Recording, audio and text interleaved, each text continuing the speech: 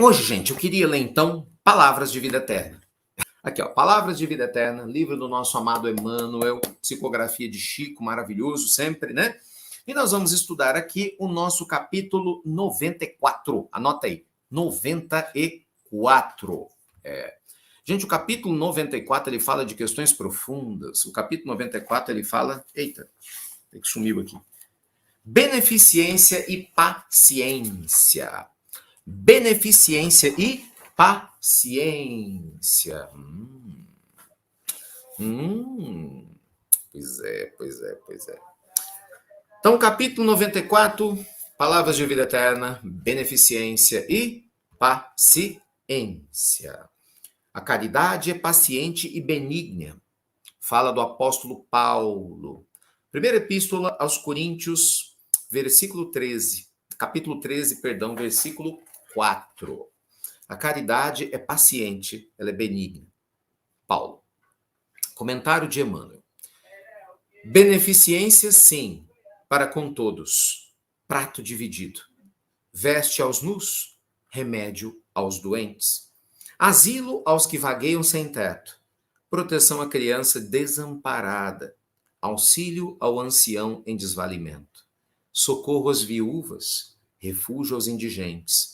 Consolo aos tristes. Esperança aos que choram. Entretanto, é preciso estender a bondade igualmente nos outros setores. Compreensão em família, trabalho sem queixa, cooperação sem atrito, pagamento sem choro, atenção a quem fale, ainda mesmo sem qualquer propósito edificante. Respeito aos problemas dos outros, serenidade nas horas difíceis, silêncio às provocações, tolerância para com as ideias alheias, gentileza na rua. A beneficência pode efetuar prodígios, levantando a generosidade e conquistando a gratidão. Contudo, em nome da caridade, toda beneficência para se completar não pode viver sem a paciência. Eita, meus amigos, isso aqui é importante. Isso aqui é importante. Vamos lá. Veja bem. Quantas vezes na vida você ajudou alguém? Você ajudou de alguma forma, deu um conselho, talvez, né, uma ajuda material, talvez você tenha doado o seu tempo. Enfim, você ajudou alguém de alguma forma, mas o alguém não mudou de vida. Sabe enxugar gelo? Você vai lá, ajuda, a pessoa continua, você ajuda, ela continua, ela não mudou de vida. Pensa nisso. Quantas vezes nós vamos cuidar de um terreno que não é fértil, trabalhando pH? Quem planta sabe como que isso funciona, né? Plantando, às vezes não é fértil, mede daqui, põe uma semente, ela não cresce, não germina, até que o terreno volta a germinar. Não é?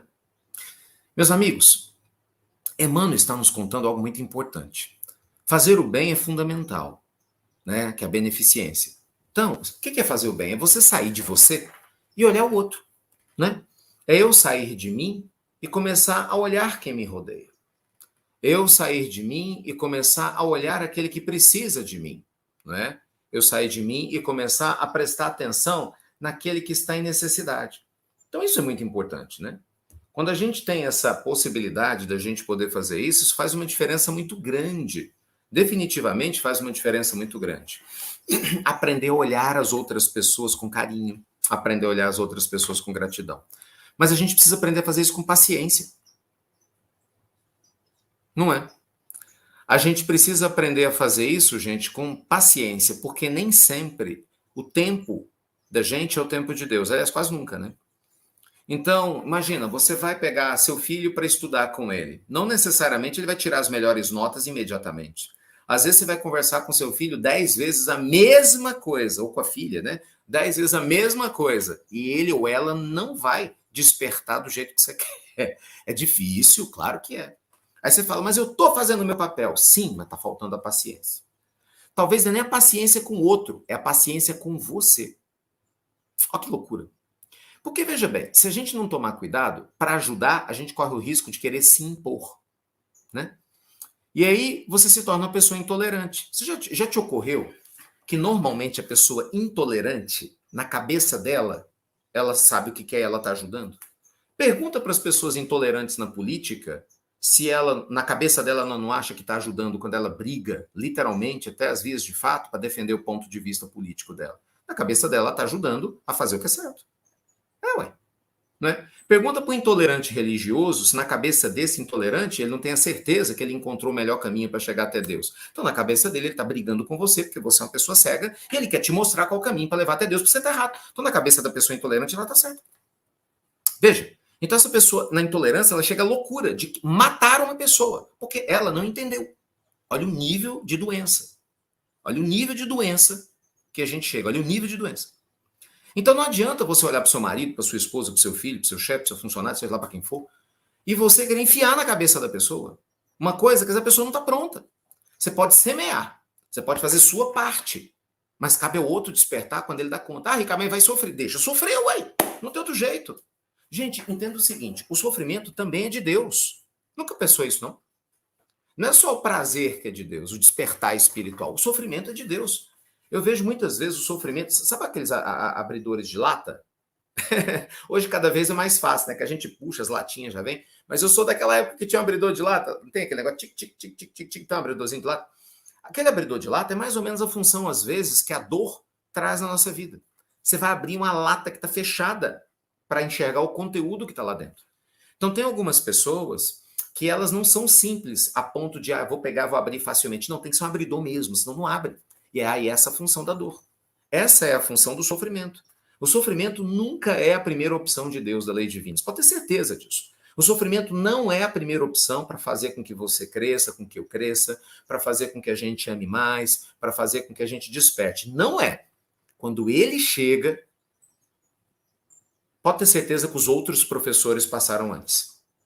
Né? Eu costumo brincar que é mais ou menos assim. Imagina uma escola, sabe aquela época da sala de aula? Que você estou, ei, coisa boa, lembranças boas. Eu estou viajando aqui.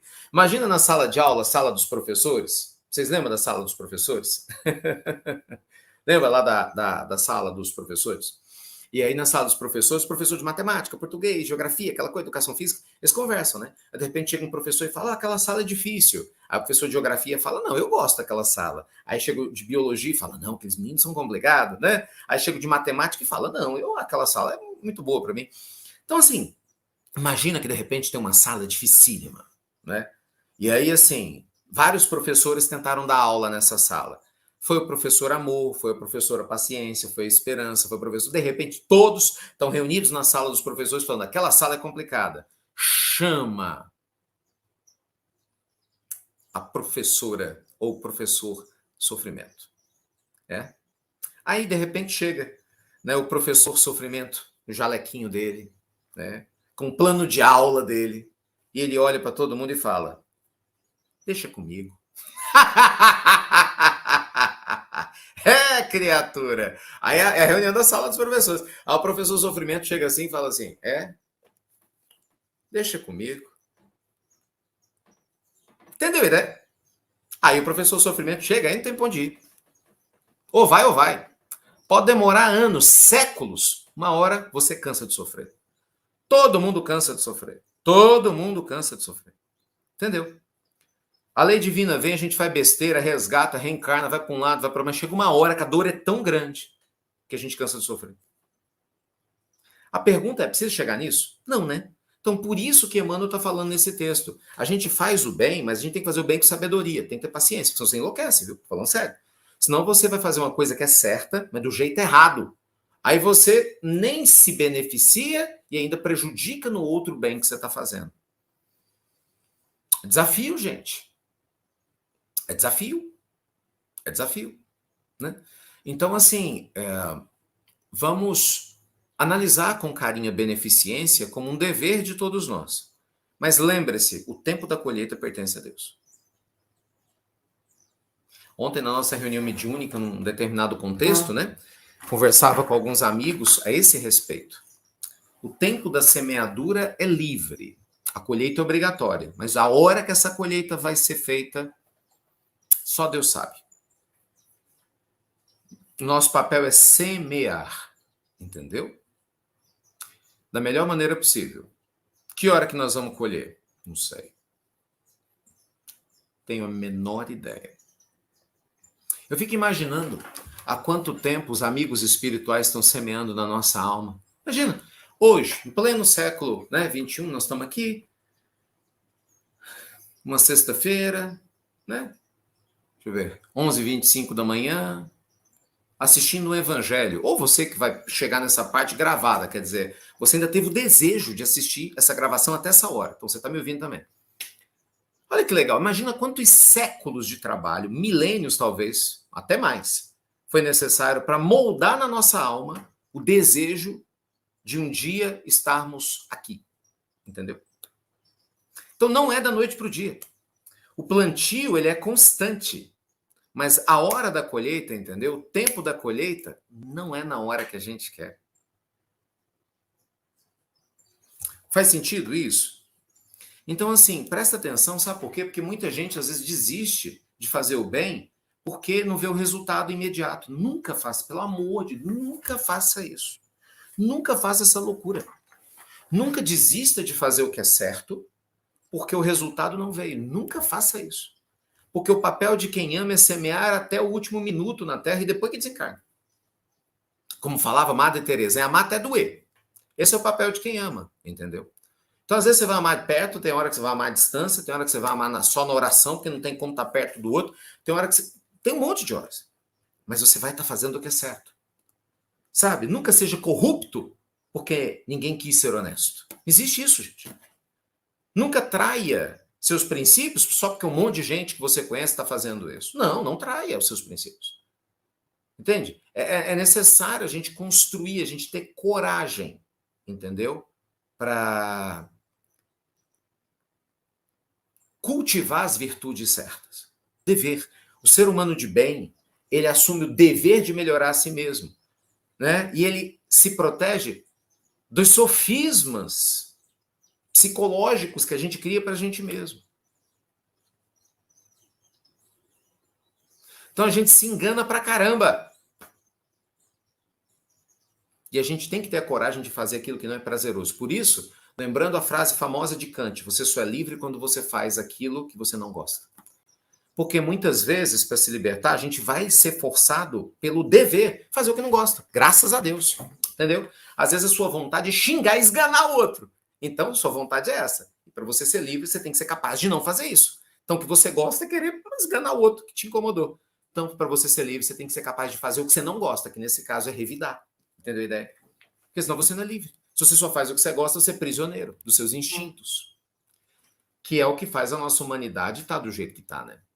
Então, meus amigos, ó, fica essa lição maravilhosa de Emmanuel para nós, com muito amor e carinho, fazendo a benevolência, semeando sempre em todas as áreas, mas entenda, o tempo da colheita pertence a Deus. Nunca deixe de fazer o que é certo, porque você não vai ver o resultado. Tem um ditado lá na região do Oriente Médio, né, que quem planta tâmaras não colhe tâmaras, já que a tamareira normalmente para produzir demora mais ou menos 100 anos, né? Então é mais ou menos isso. Hoje você de repente está colhendo frutos de alguém que plantou um tempo lá atrás. Então é justo que a gente plante para alguém colher esses frutos lá na frente. É a cadeia do bem, entendeu? É a candeia do bem. É a candeia boa, a cadeia do bem. E isso vai fazer uma diferença enorme.